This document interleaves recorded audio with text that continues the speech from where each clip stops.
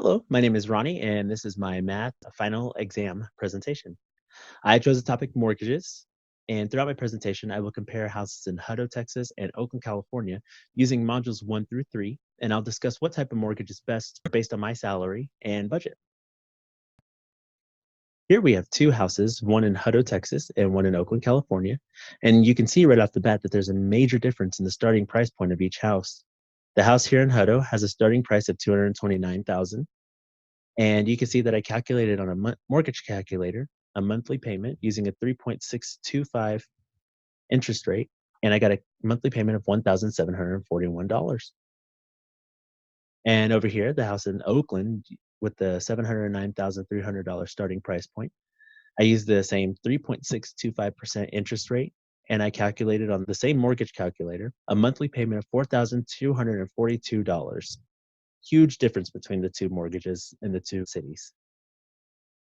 Moving on, I worked the mortgage into my monthly budgets for each city. I calculated the expenses versus the salary based on the starting salaries that I found for each city with my profession, being teacher, a first year school teacher. If I worked in the Round Rock area school district, which would most likely be the case with me living in Hutto, I would be expecting to make $49,300.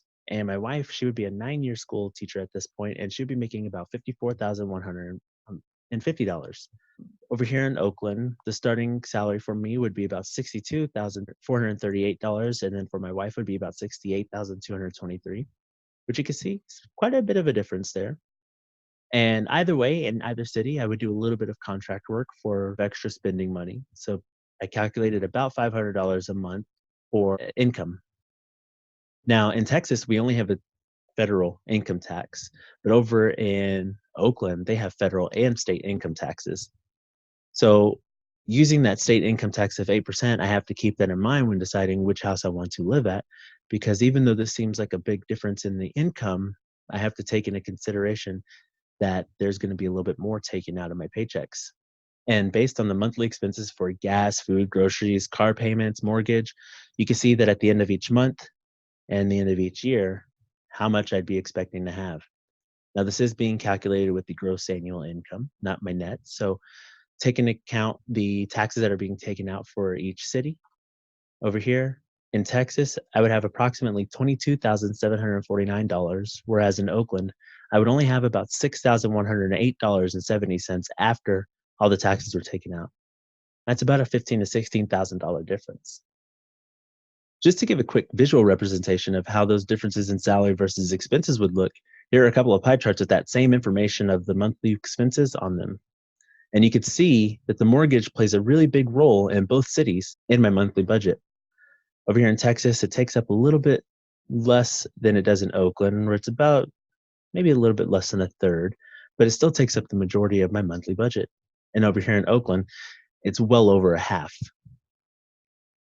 Now, when thinking about loans and interest rates, there are lots of different options. The most common loan terms, however, would be 15-year, 20-year, and 30-year loan plans. Each loan has a different interest rate, and how much your monthly payments are is all based on how much the house costs, how much money you have for your down payment, and whether or not you have to factor in a private mortgage insurance or PMI and your interest rate. A private mortgage insurance is basically just an insurance for the lender in case the borrower decides to not pay anymore. With my examples, I used a 30-year loan with a 3.625% interest rate, as I've stated before, and I feel like this would be better for me and my wife with our income. And even though it has a longer payback term, a 30-year loan itself would have shorter monthly payments, which again, I feel like would be better for us on a month-to-month basis. And either way, I would have a PMI because I would not be able to afford a 20% or greater down payment on either the house in Hutto or the house in Oakland.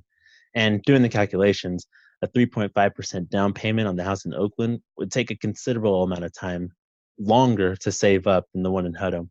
I'm honestly not even sure I'd be able to save up for the down payment for that house. Now let's go a little more into detail about where the monthly payment goes in a 30-year fixed rate loan. As you can see on the charts, your monthly payments goes towards the principal, which is the total amount borrowed, and the interest, which is a percentage of that, which is accrued over time. The monthly percent rate is based on the interest rate, which in my case is 3.625%, divided by 12. So as you can see over here in Hutto, I have a 0.30% monthly rate because Interest rate is the same on both cities. It'll be the same there. Using that number, along with the amount of time in months for the payback and the amount borrowed, you could calculate your actual monthly payment of the loan, which here would be about $1,007.80. And over here, $3,121.55. Now, this doesn't include property taxes, homeowners insurance, HOA fees, if you have any, and PMI, again, if you have any. The amount borrowed comes from the purchase price of the home minus the amount of down payment. So you can see on both of these, the purchase price minus the down payment gives us that amount borrowed there. Now, unfortunately, the longer the length of the term, the more you pay towards the interest of the loan. But making extra payments on the principal per year can shorten the amount of time you'll have remaining on the loan. And it also lowers the total amount of interest paid over the term of the loan. Thank you very much for watching my presentation. And I hope throughout this presentation that you learned something.